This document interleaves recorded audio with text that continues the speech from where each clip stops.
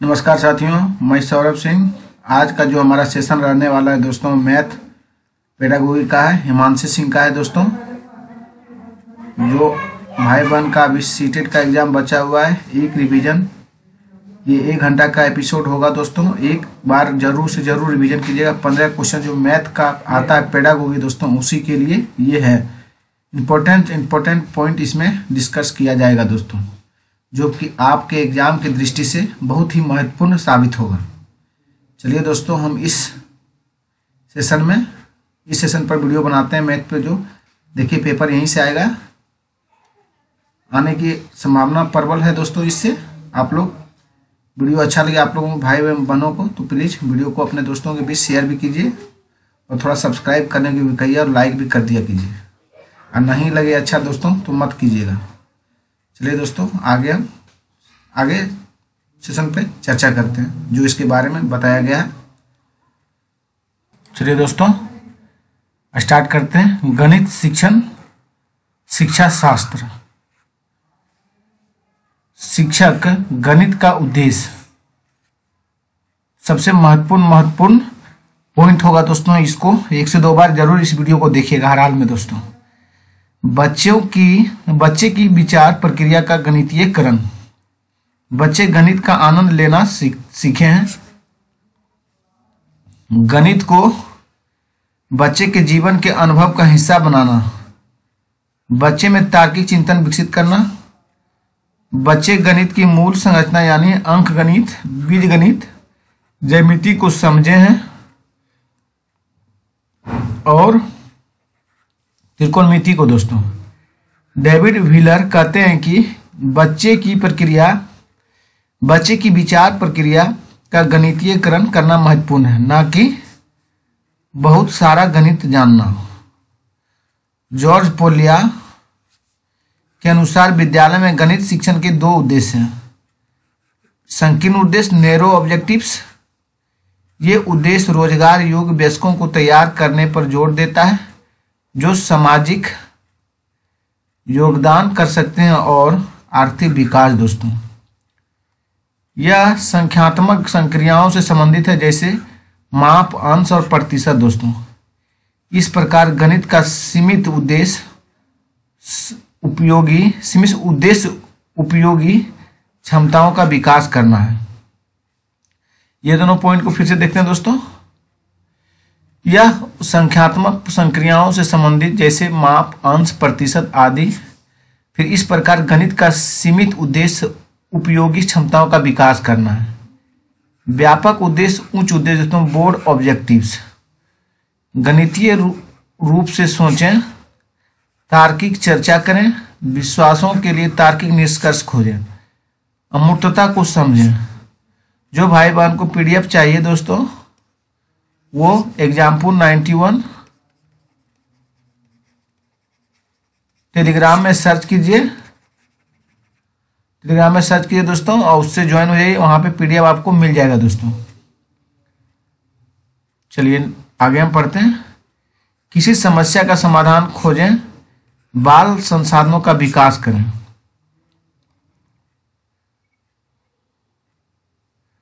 Polio of problem solving model दोस्तों, polio का देखिए। चलिए आगे हम पढ़ते हैं। NCF 2005 के अनुसार सभी बच्चे संख्यात्मक सुनिश्चित करना प्रारंभिक शिक्षा के सार्वभौमिक क्रम का एक महत्वपूर्ण पहलू है। शिक्षा यही इस स्तर पर प्रगति मूर्त से अमूर्त की ओर होनी चाहिए। इस स्तर पर प्रगति कैसी होगी दोस्तों? मूर्त से अमूर्त की ओर होगी। आकार, स्थानिक समझ, पैटर्न, मापन जैसे गैर संख्या क्षेत्रों को प्रोत्साहित करें और डेटा हेल्डिंग, गणितीय पहेलियां समस्या समाधान कौशल में मदद करती है। बच्चे गणित से डरने के बजाय उसका आनंद लेना सीखते हैं। बच्चे महत्वपूर्ण गणित सीखते हैं। गणित सूत्रों से कहीं बढ़कर है दोस्तों। बच्चे गणित को ऐसी चीज के रूप में देखते हैं जिसके बारे में बात की जा सकती है, जिससे संवाद किया जा सकता है। आपस में चर्चा करें, साथ मिलकर काम करें। बच्चे अर्थपूर्ण समस्याएं प्रस्तुत करते हैं और उनका समाधान करते हैं। बच्चे रिश्तों को देखने, संरचनाओं को देखने, तर्क करने के लिए अमूर्तन का उपयोग करते हैं।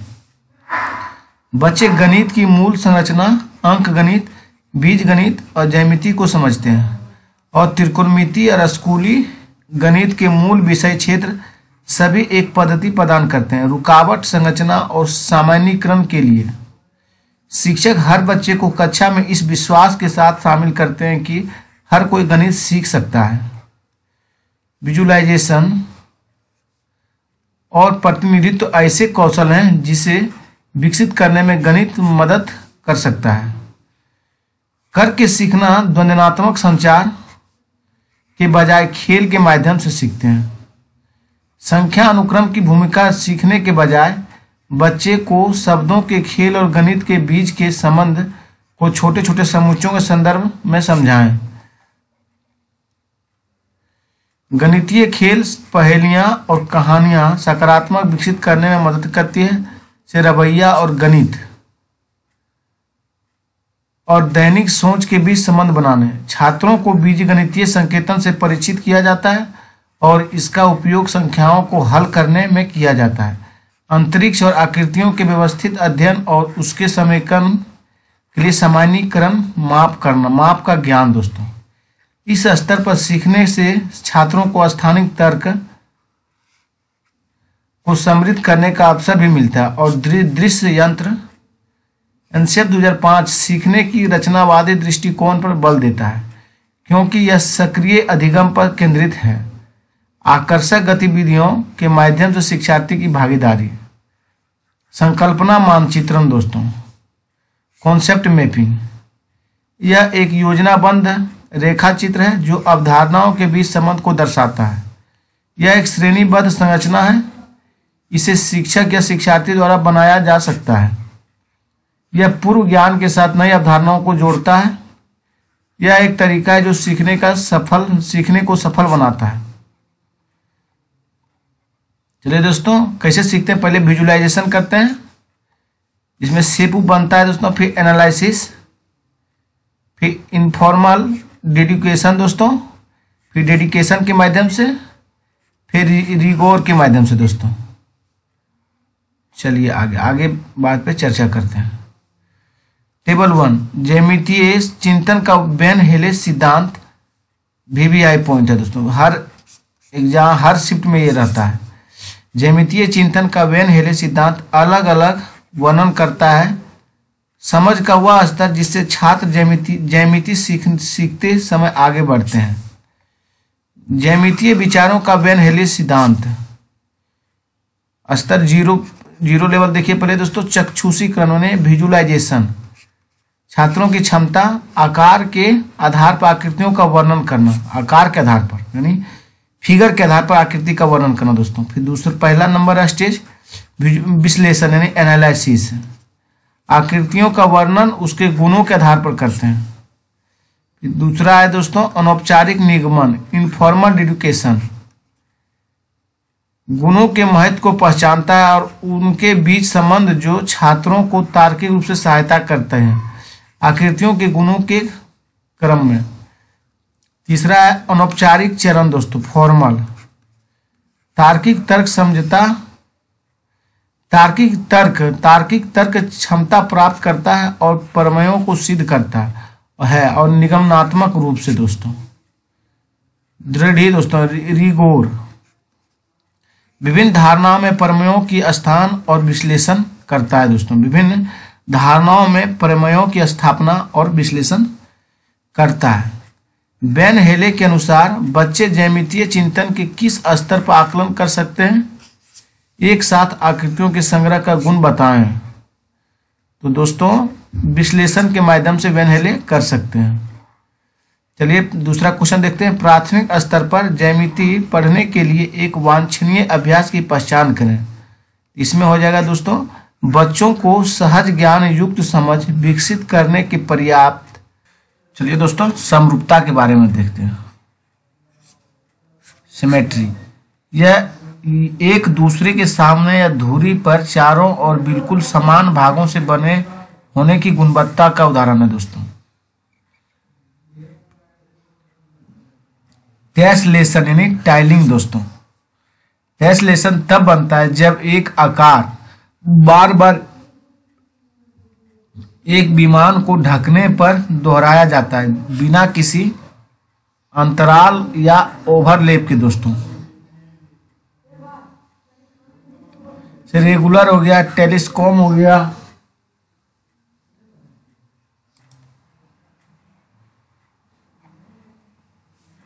निम्न में से कौन सा विषय प्राथमिक विद्यालय के गणित पाठ्यक्रम का हिस्सा नहीं है दोस्तों? एनसीएफ 2005 के अनुसार देखिए, अनुपात नहीं है, टेसलेशन है, समरूपता है, पैटर्न है दोस्तों। चलिए आगे हम देखते हैं आगमनात्मक और निगमनात्मक तर्क दोस्तों। बहुत ही इंपॉर्टेंट पॉइंट है ये दोस्तों, ध्यान दीजिएगा इस पर।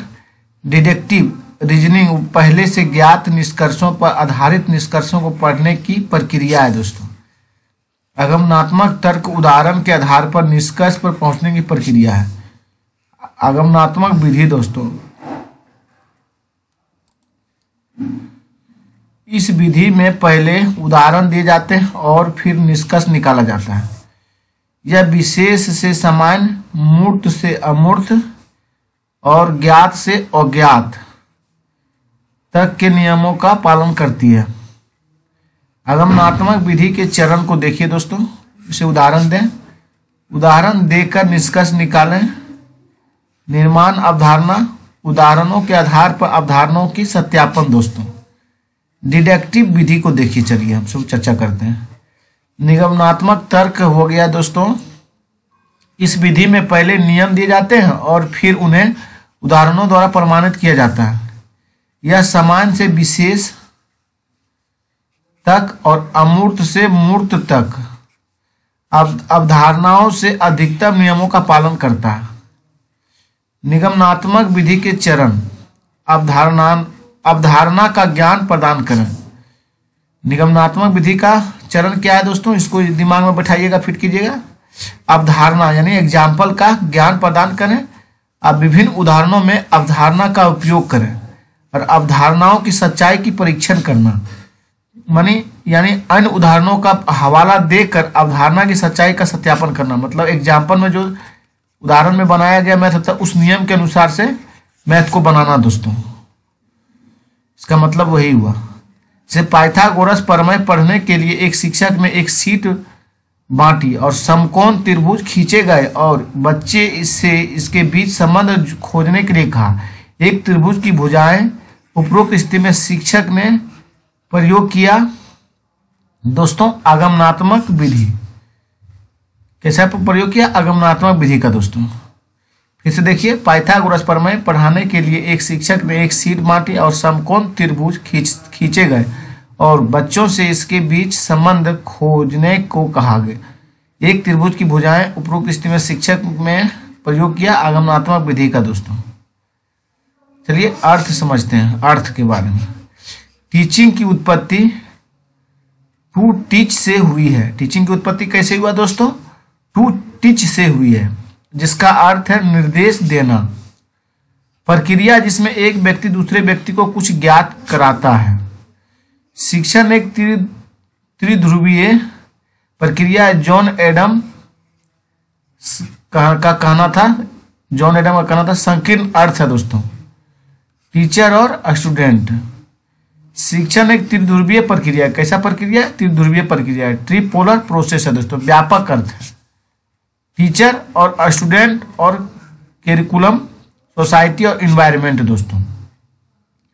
शिक्षण अधिगम सामग्री के बारे में चर्चा करते हैं। देशज, इंडिविजुअस, प्रभावशाली, वास्तविक जीवन से जुड़े रहने चाहिए, दिलचस्प,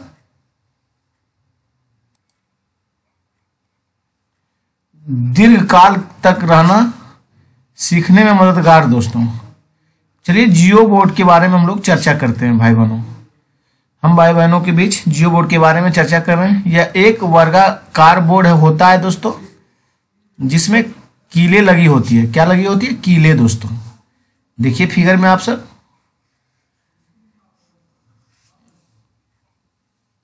रबर बैंड के माध्यम से ज्यामितीय माप के उपयोग के साथ और संख्यात्मक अवधारणाओं को समझने के लिए बनाया जा सकता है। अबेकस के बारे में चर्चा करते हैं दोस्तों। इसे गिनती आसानी से किया जाता है। यह एक प्राचीन गणितीय तंत्र है। कैसा तंत्र है दोस्तों? प्राचीन गणितीय तंत्र है अबेकस। यह आमतौर पर लकड़ी या प्लास्टिक का एक फ्रेम होता है जिसमें छड़ें होती है और उन पर स्वतंत्र रूप से फिसलने वाली मोतियों के साथ जोड़, घटा और गुणा की अवधारणाएं, भाग, भिन्न, वर्गमूल और स्थानीय मान आदि बनाए जा सकते हैं बहुत आसानी से समझने के लिए। ग्राफ पेपर देखिए दोस्तों, व्याख्या करने के लिए ग्राफ पेपर सबसे अच्छा शिक्षण अधिगम संसाधन है। दशमलव संख्या की अवधारणा की। पाई चार्ट दोस्तों एक ज्यामितीय प्रतिनिधित्व संबंध दिखाता है और संपूर्ण और उसके भाग के बीच संबंध भी दर्शाता है। डीएन्स ब्लॉक के बारे में देखिए दोस्तों। डीन्स ब्लॉक का क्या नियम है देखिए। ये जोड़ तोड़ करने वाली उपकरण है जिसका उपयोग बुनियादी जोड़ घटाव की गिनती स्थान सिखाने के लिए किया जाता है, मूल्य और गुणन के लिए भी। ये 4 प्रकार के होते हैं: यूनिट, रॉड, फ्लैट और क्यूब दोस्तों। घन इकाइयों, छड़, दसियों, फ्लैट सैकड़ों और घन हजारों का प्रतिनिधित्व करता है। छड़ इकाइयों, फिर घन इकाइयों हुआ, छड़ दसियों हुआ दोस्तों, फ्लैट सैकड़ों और घन हजारों का प्रतिनिधित्व करता है।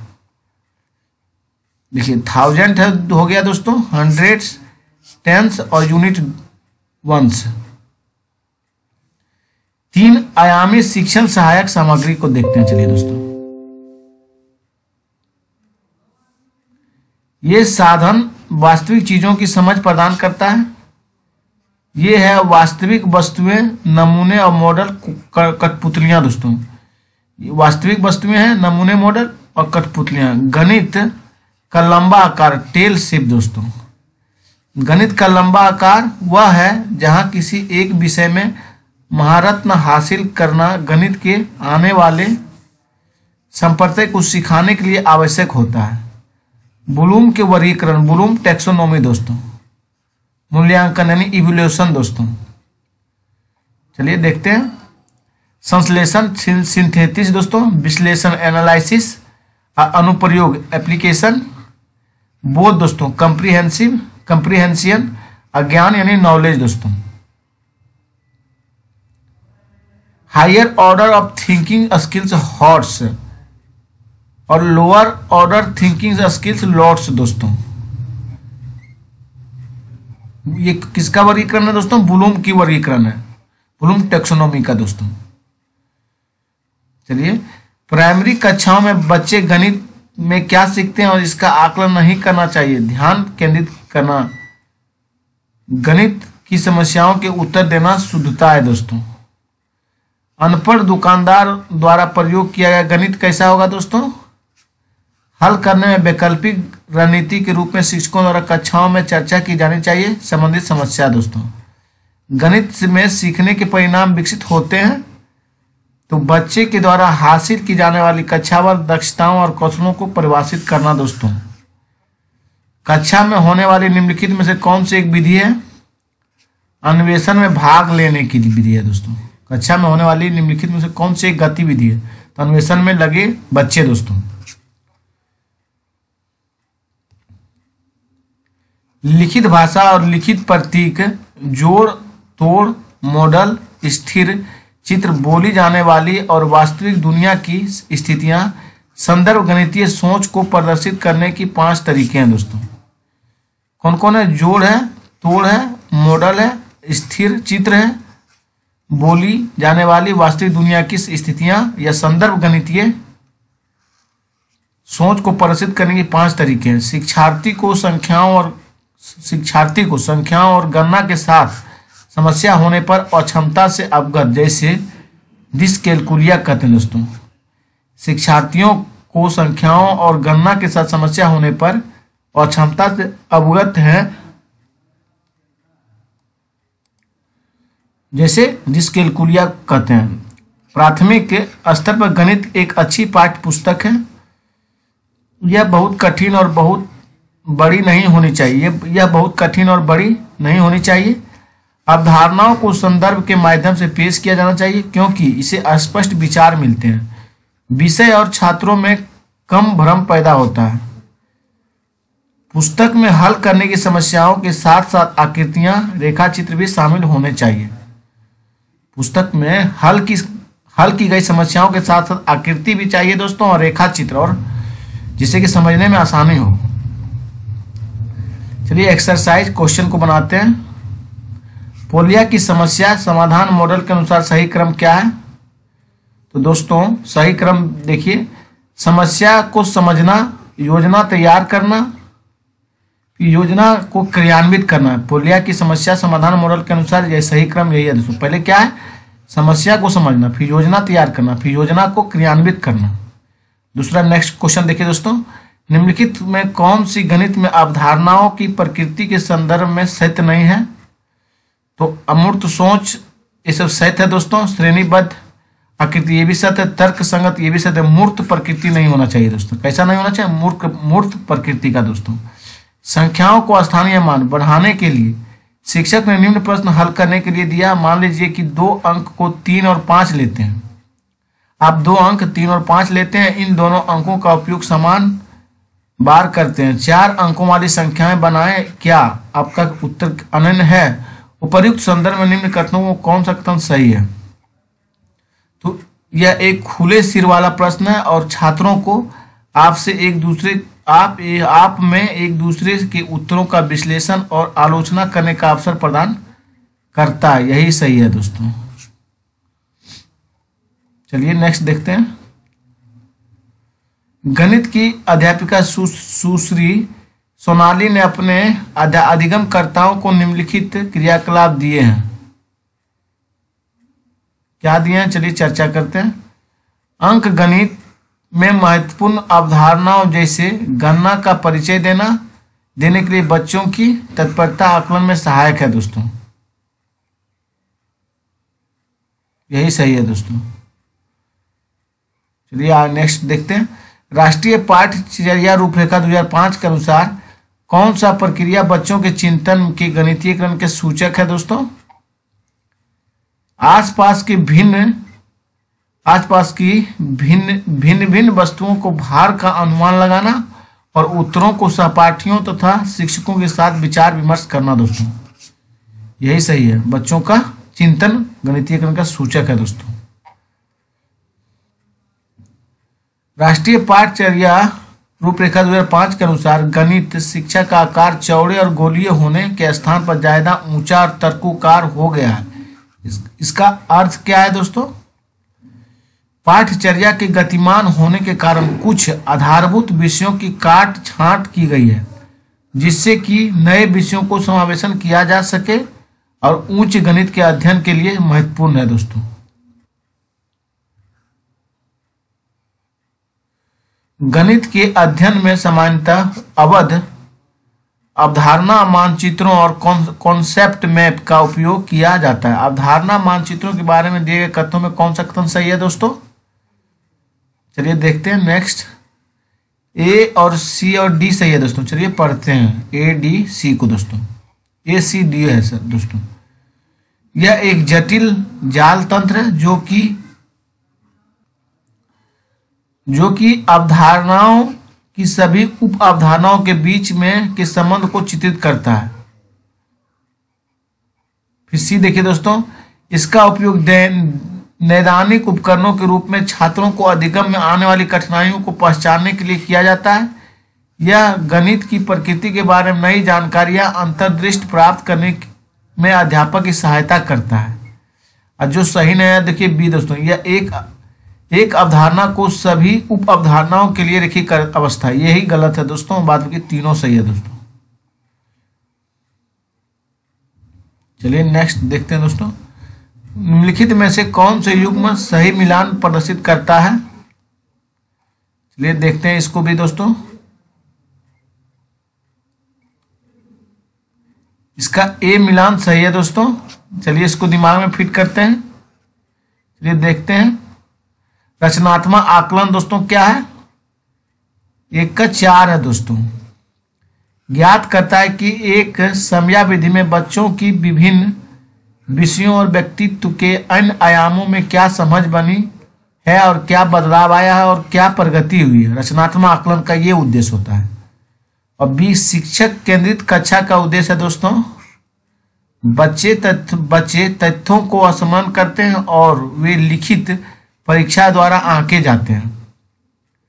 फिर छात्र केंद्रित कक्षा में फिर देखिए दोस्तों क्या होगा, बच्चे निजी, एकांकी और समूहों दोनों तरह से काम करते हैं और इन क्रियाकलापों को करते हुए वे आंके जाते हैं। सामूहिक आकलन क्या है दोस्तों? सामाजिक कौशल और सहयोगी अधिगम प्रक्रियाओं को आंकने में सहायक होता है। सामूहिक आकलन क्या होगा दोस्तों? सामाजिक कौशल और सहयोगी अधिगम प्रक्रियाओं को आंकने में सहायक होता है। चलिए एक बार फिर से पढ़ लेते हैं। रचनात्मक आकलन हो गया, ज्ञात करता है कि एक समयावधि से बच्चों की विभिन्न विषयों और व्यक्तियों के अन्य आयामों में क्या समझ बनी और क्या बदलाव आया और क्या प्रगति हुई। और फिर शिक्षक केंद्रित कक्षा में दोस्तों बच्चे तथ्यों को स्मरण करते हैं और वे लिखित परीक्षा के द्वारा आंके जाते हैं। और छात्र केंद्रित कक्षा में दोस्तों बच्चे निजी, एकांकी और समूहों दोनों तरफ से काम करते हैं और इन क्रियाकलापों को करते हुए वे आंके जाते हैं। और सामूहिक आकलन सामाजिक कौशलों और सहयोगी अधिगम प्रक्रियाओं को आंकने में सहायक होता है। कौन सी प्राथमिक कक्षा के छात्रों के आकलन का उपयुक्त विधि नहीं है दोस्तों? एक परीक्षा जो कि तथ्यों और सूत्रों को स्मरण करने में पर आधारित हो दोस्तों। प्राथमिक कक्षा के छात्रों के आकलन की उपयुक्त विधि नहीं है, तो ए नंबर नहीं है दोस्तों। जो है उसको पढ़ते हैं। बच्चों को अधिगम के स्तरों का अनुसार एक व्यक्तिपरक परीक्षा और आकलन के लिए ICT पर आधारित उपक्रम का सहयोग और अवधारणा मानचित्र कॉन्सेप्ट का उपयोग, ये तीनों सही है दोस्तों। और ये सही नहीं है, इस निगेटिव है, निगेटिव के साथ निगेटिव जाएगा दोस्तों। एक प्राथमिक कक्षा का अध्यापक अपने छात्रों को स्थानीय मान पढ़ाने के लिए विविध मूर्त पदार्थों का उपयोग कर रहा है, जिसमें सम्मिलित है, देखिए दोस्तों, ए और बी समानुपाती सामग्री है। चलिए ए बी को देखते हैं। जींस ब्लॉक दोस्तों। फिर बी है माचिस की तिलियां का बंडल, यानी बिना जाली का दोस्तों। बच्चों की गणितीय अवधारणाओं का पूर्व ज्ञान आकलन के लिए महत्वपूर्ण है, क्योंकि दोस्तों गणितीय अवधारणाओं की प्रकृति श्रेणीबद्ध होती है। कैसी होती है? श्रेणीबद्ध होती है दोस्तों। बच्चों की गणितीय अवधारणाओं का पूर्व ज्ञान आकलन के लिए महत्वपूर्ण है, क्योंकि गणितीय अवधारणाओं की प्रकृति योजनाबद्ध है। 6 और 7 का योग 13 है। यह एक डैश का उदाहरण है दोस्तों। साध प्रतिज्ञाप्ति का उदाहरण किसका है? साध प्रतिज्ञाप्ति का है दोस्तों। निम्नलिखित संज्ञानात्मक क्षेत्र के स्तरों में अपसारी चिंतन प्रक्रियाओं के लिए कौन सी उत्तरदायी है दोस्तों? तो विश्लेषण, संश्लेषण और मूल्यांकन उत्तरदायी है। चलिए नेक्स्ट क्वेश्चन की तरफ दोस्तों हम सब कुछ करते हैं। 76 गुणा 33 को हल करने के लिए एक विद्यार्थी निम्नलिखित विधियों का प्रयोग करता है। तो दोस्तों देखिए कैसे करता है, आप लोग देख के समझिए इसको। उपरोक्त विधि के लिए निम्नलिखित में से कौन सा कथन सही है दोस्तों? तो विद्यार्थी द्वारा प्रयुक्त विधि उसकी गुणन के नियमों की समझ को दर्शाती है, प्रतिबिंबित करता है दोस्तों। सी सही है दोस्तों। चलिए नेक्स्ट क्वेश्चन की ओर दोस्तों। जियो बोर्ड पर आधारित क्रियाकलापों से परिचय देने के लिए अति उपयुक्त कारण हो सकता है विभिन्न ज्यामितीय अवधारणाओं की जांच अन्वेषण के लिए मूर्त प्रदर्शन देना दोस्तों। जियो बोर्ड पर आधारित क्रियाकलापों से परिचय देने के लिए अति उपयुक्त कारण हो सकता है विभिन्न ज्यामितीय अवधारणाओं की जांच अन्वेषण के लिए मूर्त प्रदर्शन देना दोस्तों। स्थानीय मान की संकल्पना के शिक्षण के लिए अध्यापक कक्षा में भिन्न भिन्न प्रकार की सामग्री लाता है, जैसे गिनतारा, डिंस ब्लॉक 1 या 10 दोस्तों, 100 के नकली मुद्रा नोट, उपरोक्त स्थिति में अध्यापक डिल्स सिद्धांत के कौन से नियम का आश्रय ले रहा है? तो दोस्तों बोधगम्य परिवर्तनशीलता नियम का ले रहा है सारा दोस्तों। त्रुटियां गणित की एक महत्वपूर्ण भूमिका निभाती है, यह क्या है? सही है दोस्तों, क्योंकि शिक्षक को यह समझने में मदद मिलती है कि बच्चे गणितीय अवधारणा का निर्माण कैसे किया है। चलिए आगे क्वेश्चन देखते हैं। छात्रों को जब दो भिन्न भिन्नों का योग करने के लिए कहा जाता है तब बहुधा इस साधारण त्रुटि का सामना होता है। वे अंश को अंश में जोड़ देते हैं और हर को हर में। इस भ्रांति का क्या संभावित कारण हो सकता है? दोस्तों इसका ये योग में सीखे गए तत्वों का सामान्यीकरण भिन्न को लागू करना। दोस्तों चलिए फिर से देखते हैं इसको एक बार। छात्रों को जब दो भिन्न का योग करने के लिए कहा जाता है तब बहुधा इस साधारण त्रुटि का सामना होता है और वे अंश को अंश में जोड़ देते हैं और हर को हर में। इस भ्रांति का क्या संभावित कारण हो सकता है? तो हो सकता है दोस्तों कि योग में सीखे गए तत्वों का सामान्यीकरण भिन्नों पर लागू करता है। छात्रों को आंकड़े के संग्रहण की समझ के आकलन के लिए सर्वाधिक उपयुक्त रचनात्मक क्या है दोस्तों? सर्वेक्षण पर आधारित परियोजना। क्या है? सर्वेक्षण पर आधारित परियोजना। दोस्तों प्राथमिक स्तर पर छात्रों को गणितीय क्रियाकलाप में व्यक्त रखना बहुल तरीकों में सहायक हो सकता है, जैसे कि चलिए पढ़ते हैं दोस्तों। डी है दोस्तों, ए और सी, यानी हो जाएगा दोस्तों छात्रों को कई अमूर्त अवधारणाओं का अन्वेषण करने और परिकलन रणनीतियों को सीखने में के अवसर प्रदान करना। अब फिर सी देखिए दोस्तों, छात्रों को उनकी गणितीय समझ एवं विवेचना को गहन करने की सहायता करना।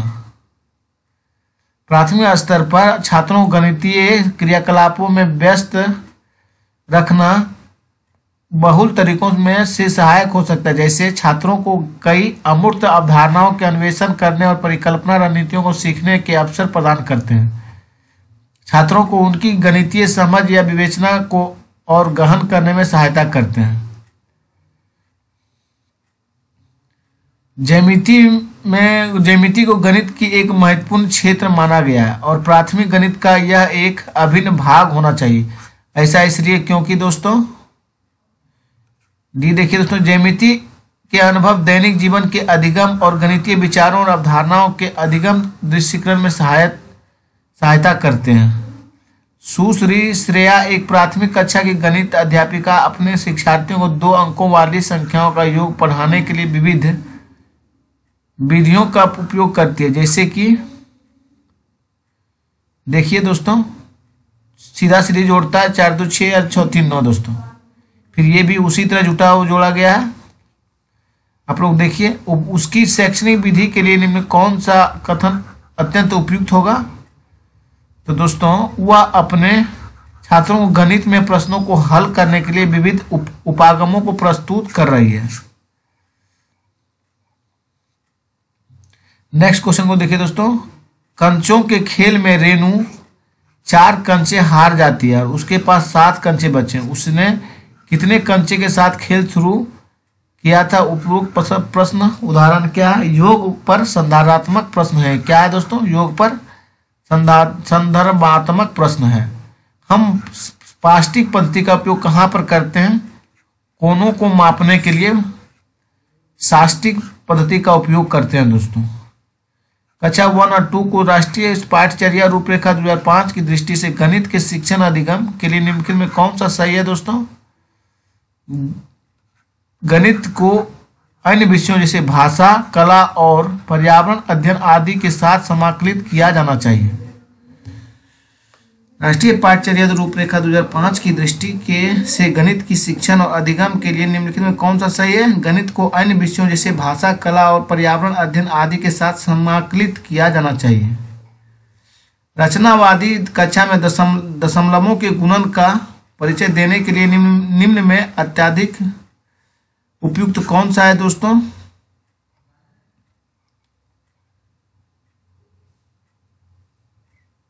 ये है दोस्तों। चलिए एक को देखते हैं। दशमलव को प्रदर्शित करने के लिए ग्राफ ग्रिड का उपयोग करना और उसके बाद दशमलव के गुणन का परिचय देना दोस्तों।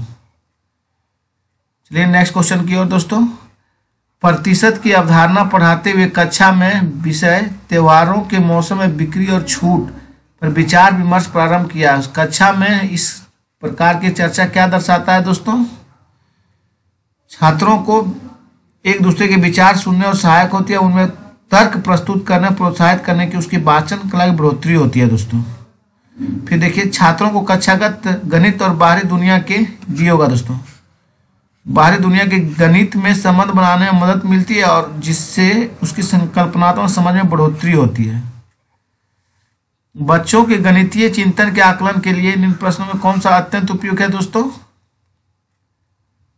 यदि 4.25 को 0-1 के बीच किसी संख्या का गुणा किया जाए तो गुणनफल 4.25 से कम या अधिक होगा, स्पष्ट कीजिए। सी सही है दोस्तों।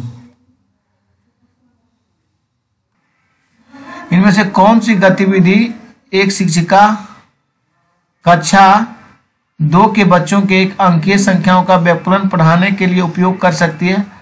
6 बिंदु बनाना और उसमें 2 बिंदुओं पर गोला बना देना और फिर बच्चों से बचे हुए बिंदुओं को गिनने के लिए कहना। यही गतिविधि समान प्रकार के उदाहरणों से दोहराना दोस्तों क्या दर्शाता है? एक अंकीय संख्याओं का व्यवकलन को पढ़ाने के लिए उपयोग करती है ये विधि दोस्तों। चलिए नेक्स्ट क्वेश्चन की ओर। रेहाना गणित की एक अच्छी अध्यापिका बनना चाहती है। गणित की अच्छी अध्यापिका बनने के लिए उनमें डैश होनी चाहिए दोस्तों। संकल्पनात्मक समझ और गणितीय ज्ञान को वास्तविक जीवन से संबंधित करने की क्षमता होनी चाहिए दोस्तों। रेहाना गणित की एक अच्छी अध्यापिका बनना चाहती है और गणित की अच्छी अध्यापिका बनने के लिए उसमें डैश होनी चाहिए। संकल्पनात्मकता समझ और गणितीय ज्ञान को वास्तविक जीवन से संबंधित करने की क्षमता दोस्तों। शुरुआती प्राथमिक कक्षाओं के विद्यार्थी को संख्याओं को शिक्षण के संदर्भ में निम्नलिखित 3 कथन दिए गए हैं। देखिए दोस्तों नेक्स्ट इसका आगे ए सही है दोस्तों, ए और सी। चलिए ए सी को देखते हैं। विद्यार्थियों को वस्तुओं की संख्या एवं उनकी राशियों के बारे में सोचने के लिए प्रोत्साहित करना जब वे उनके लिए अर्थपूर्ण हो। फिर सी को देखिए दोस्तों। विद्यार्थी को चल वस्तुओं से समुच्चय के लिए प्रोत्साहित करना। निम्नलिखित में कौन से बेन हेले के अनुसार ज्यामितीय विवेचना के स्तरों को सही क्रम को निरूपित करता है दोस्तों? दृश्यीकरण, विश्लेषण, संबंध बनाना और निगमन स्वयं सिद्ध दोस्तों। कौन बेन हेले के अनुसार ज्यामितीय विवेचना के संदर्भ को सही क्रम को निरूपित करता है दोस्तों? दृश्यीकरण, विश्लेषण, संबंध पहचाना और निगमन स्वयं सिद्धि दोस्तों। चलिए नेक्स्ट देखते हैं दोस्तों। निम्नलिखित कथनों में कौन सा गणितीय कार्यों के लिए उपयुक्त नहीं है? तो दोस्तों बी नहीं है। अगर गणितीय कार्य कठिन हो तो वह विद्यार्थियों को व्यस्त संलग्न नहीं रख सकता है। चलिए नेक्स्ट क्वेश्चन देखते हैं। तो कथन में कौन सा कौशल व्यक्त किया गया है जो वस्तुओं के परमाणुत्रीकरण को समझने के लिए बच्चों की सहायता करेगा? बच्चों मनोगत 2 में 1, 3 में 2, 4 में 3 और 5 में 4 इत्यादि सम्मिलित करता है। पदानुक्रम समावेशन क्या करता है दोस्तों? पदानुक्रम समावेशन। चलिए आगे पढ़ते हैं दोस्तों। प्राथमिक गणित कक्षा में भिन्नों की अवधारणा के परिचय के लिए निम्नलिखित रणनीति में कौन कौन से उपयुक्त है दोस्तों? बी होगा दोस्तों।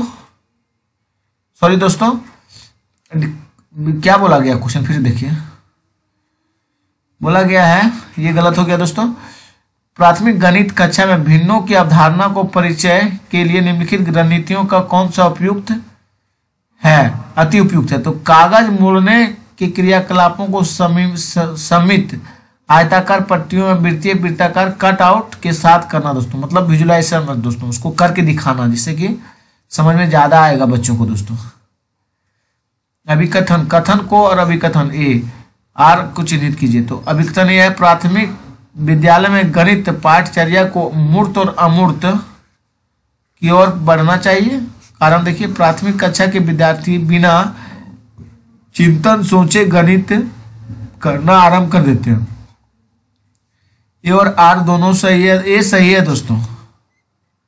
लेकिन आर गलत है। क्या बोला गया कि प्राथमिक विद्यालय में गणित पाठचर्या को मूर्त से अमूर्त की ओर बढ़ना चाहिए, ये सही है।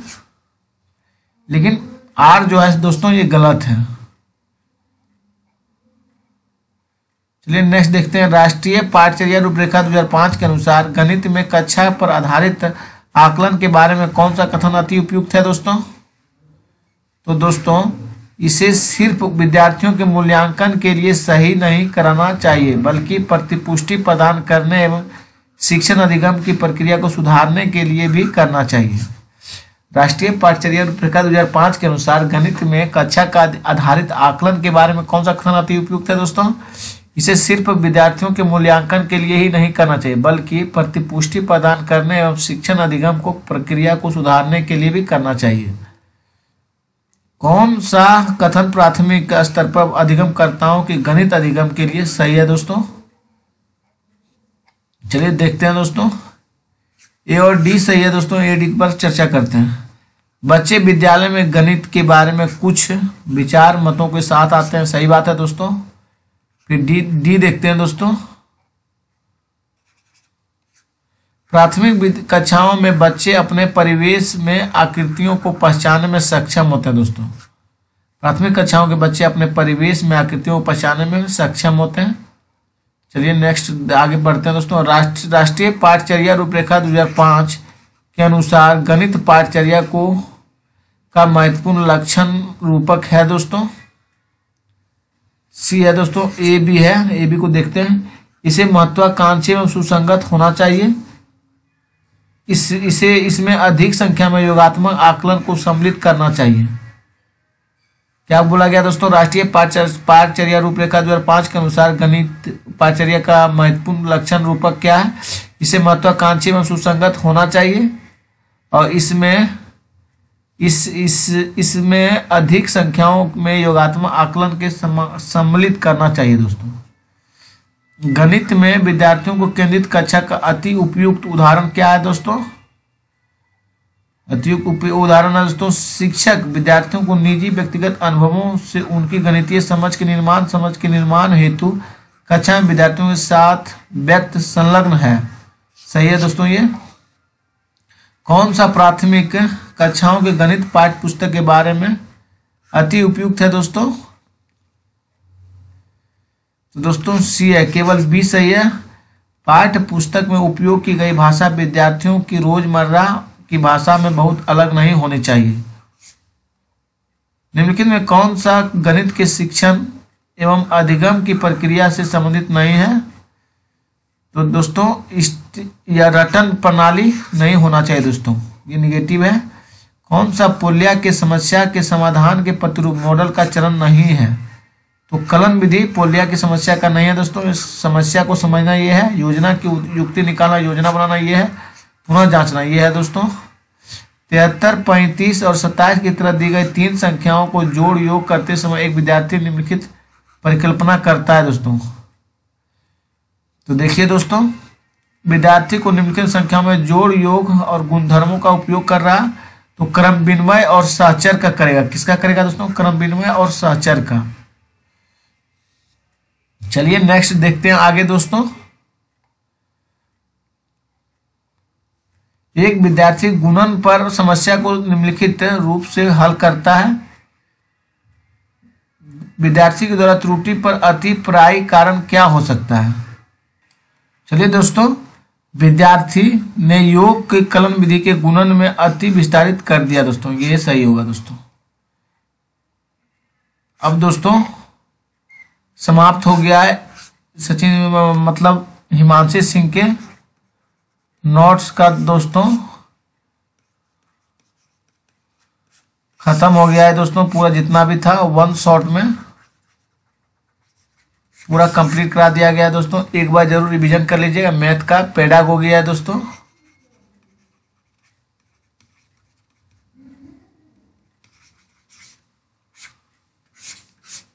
और वीडियो अच्छा लगे दोस्तों, आप सबके लिए मेहनत कर रहे हैं, तो लाइक कर दीजिएगा और कमेंट कीजिएगा और दोस्तों अपने दोस्तों के बीच शेयर भी किया कीजिएगा। धन्यवाद दोस्तों।